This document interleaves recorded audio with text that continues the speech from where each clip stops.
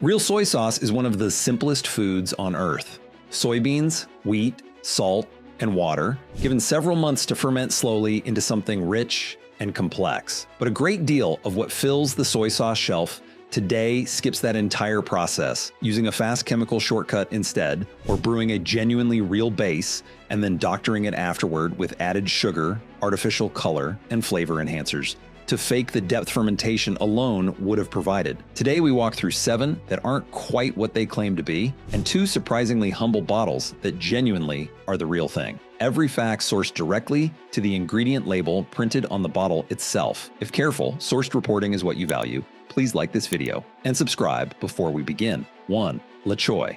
Choy's own printed ingredient list tells the whole story. Water, salt, hydrolyzed soy protein, corn syrup, dextrose, caramel color, and a preservative called potassium sorbate. There is no wheat, no soybean fermentation, and no aging process listed anywhere on the label. This is what food experts call chemical soy sauce. Protein broken down with acid in a matter of hours, rather than brewed and aged for months like a fine wine. In fairness, it is shelf-stable, inexpensive, and salty enough to season a dish in a pinch when nothing else is on hand. So while Choy sells the promise of authentic Asian flavor in every single bottle, this ingredient list quietly raises a question that authentic image is designed to prevent. When there isn't a single soybean fermented anywhere in the actual process, what exactly is being called soy sauce here? 2. Chinese takeout packets. Carry out. Those little plastic packets tucked into your takeout bag almost all come from a single New Jersey company, Carry Out, and the ingredient panel reads water, salt, hydrolyzed soy, and corn protein, caramel color, and a preservative. Kikkoman has publicly fought, all the way to an international food regulation body, to keep products like this from even being allowed to use the name soy sauce. In fairness, it is engineered purely for cost and shelf life rather than deception, and most diners use it in tiny amounts on the side. So while that little packet sells the promise of the exact same soy sauce your favorite restaurant actually cooks with, this ingredient list quietly raises a question that familiar image is designed to prevent. When the packet and the wok never touch the same bottle at any point, what exactly are you dipping your egg roll into? 3. Kroger brand soy sauce. Kroger's own store brand soy sauce lists its ingredients as water, hydrolyzed soy protein, salt, dextrose, and caramel color. Notably, there is no wheat listed and no soybean noted as a fermented ingredient at all, just the pre-broken down protein and added sugar for taste and appearance. In fairness, it costs a fraction of the brewed brands sitting right beside it and remains entirely food safe for everyday home cooking. So while a store brand bottle sells the promise of the exact same pantry staple as the name brand sitting beside it, this label quietly raises a question that identical image is designed to prevent. When the ingredient list has no actual fermentation in it anywhere at all, what exactly is the real difference between this bottle and the pricier one right next to it? 4. Ching's Secret Dark Soy Sauce. This popular Indian market brand lists water, sugar, salt, caramel color, soybeans at just 10%, wheat, acetic acid, guar gum as a stabilizer, and a preservative. Real soybeans are genuinely present, but at only a tenth of the bottle, with sugar and caramel color doing most of the actual work on flavor and color instead of months of natural fermentation.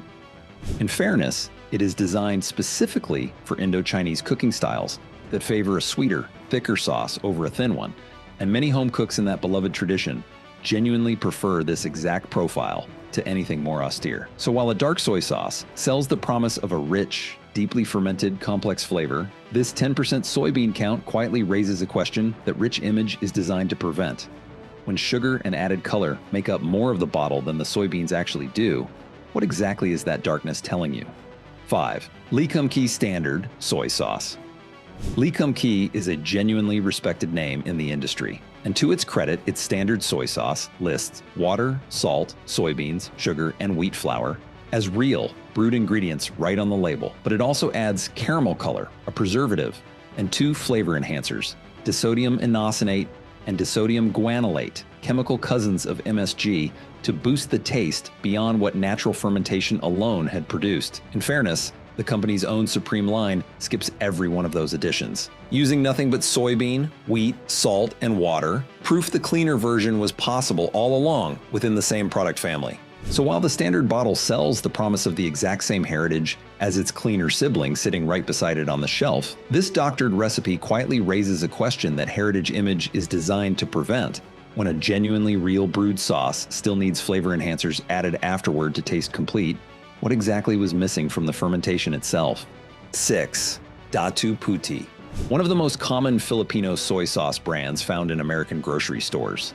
Datu Puti was ranked near the bottom of an independent comparison of popular brands, with the reviewer specifically citing its unusually long 12-ingredient label as a real letdown compared to simpler, traditionally brewed competitors sitting on the same shelf. In fairness, it remains a beloved pantry staple across Filipino households worldwide, and is specifically prized for its distinct tang in dishes like chicken and pork adobo, a flavor many families consider irreplaceable regardless of the label. So while Datu Puti sells the promise of an essential, deeply trusted Filipino kitchen staple, this crowded ingredient list quietly raises a question that trusted image is designed to prevent. When a simple fermented sauce needs a full dozen ingredients just to taste right, what exactly happened to the simpler version your grandmother used to buy?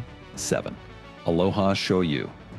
Hawaii's best-selling soy sauce brand keeps its actual production process notably vague on the label. It lists fermented soybeans, which sounds promising at first glance. But in a recorded interview, the company's own vice president reportedly left independent reviewers uncertain about exactly how traditional that fermentation process really is behind the scenes. In fairness, it has built a devoted following over nearly 80 years on the islands and is a genuine point of local pride for Hawaiian home cooks, many of whom grew up with no other brand in the cupboard. So while Aloha Shoyu sells the promise of an authentic island tradition passed down carefully for generations, this vagueness quietly raises a question that tradition image is designed to prevent, when even the company's own leadership won't clearly describe the actual process behind closed doors. What exactly is fermented soybeans on a label supposed to reassure you of?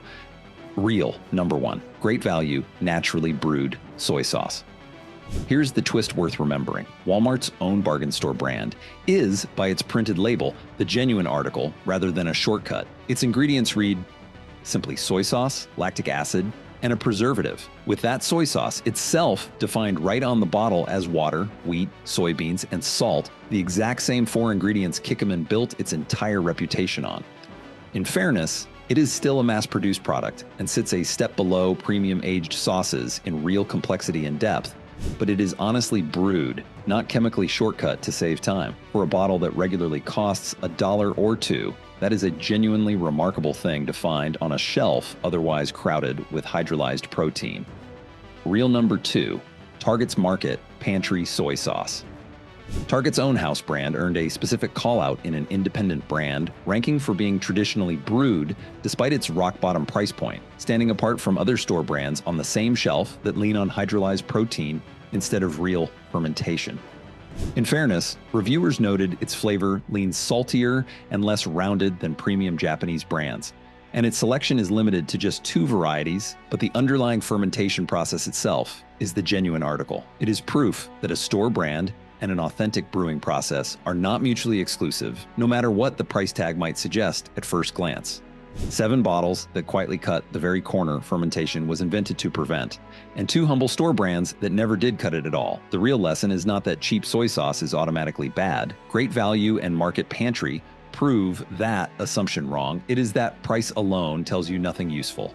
Only the actual ingredient list does. Look for the words naturally brewed or traditionally brewed printed on the label. Check that soybeans, wheat, salt, and water sit near the top of the list.